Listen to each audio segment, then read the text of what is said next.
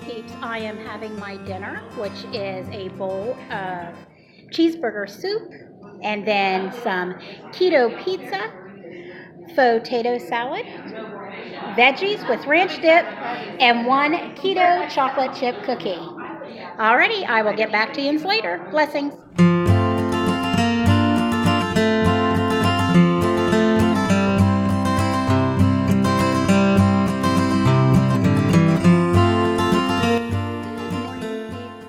Saturday the 23rd. I had so much fun last night at that keto seminar.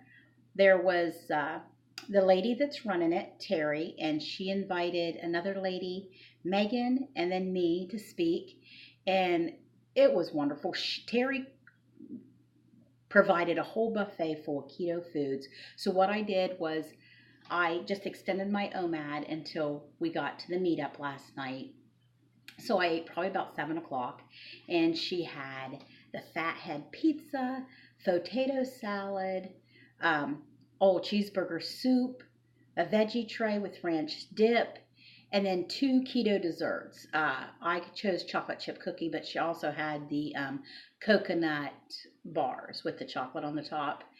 Everything was wonderful. Now, what I did is I went in there blind, and I just decided, okay, you're going to a keto thing. You know you're going to be able to choose some foods for yourself. So that made me nervous not pre-logging into MyFitnessPal. But once I sat down and got it all logged, it was a little low on protein, and higher on fat, but my macros for carbs was the same. So it almost gave me one of those higher fat days where I do the 85% fat, 10% protein, and 5% carb. So when I woke up this morning, I felt fantastic. So my OMAD for today is going to be a long one because I'm going to just let it go until I get hungry. So hopefully I can not eat until I get home from work tonight. So that'll be a good one. I might be getting close to 24 hours, 25 hours. So let's look at my numbers from yesterday.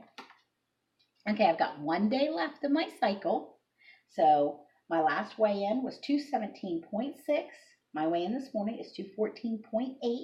So I'm down 2.8, but still up 4.8 from my lowest. And I've got 1 day left, 1.5, around in there, day left of my cycle.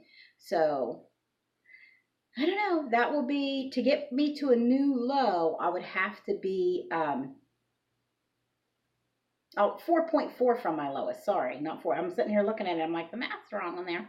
4.4 from my lowest. So I would love to get off 4.8 over the next 48 hours. It'd be at the end of my cycle and hopefully a new low. So we'll have to see how that goes. Update on Wee Wee. Okay, I took him to the vet yesterday, and she was surprised at the amount of infection and drainage for the antibiotics that he's on. So she's very concerned that he might have MRSA.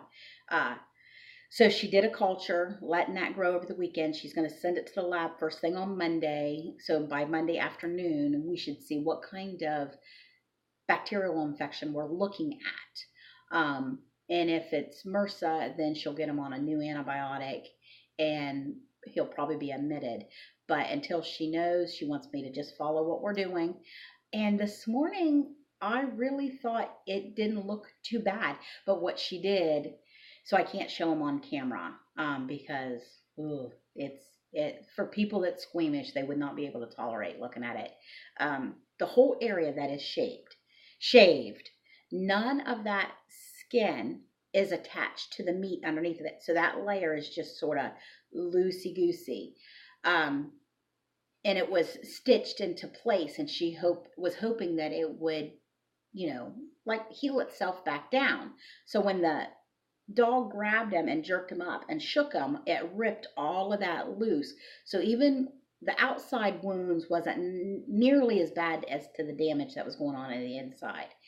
So she hoped that would re-adhere itself. It did not, and all that just filled up with a big pocket of infection. So they cut all the stitching out, pulled those tubes, and irrigated that whole area and just leaving it open. So I have to clean it 2 to 3 times a day with an antibacterial solution.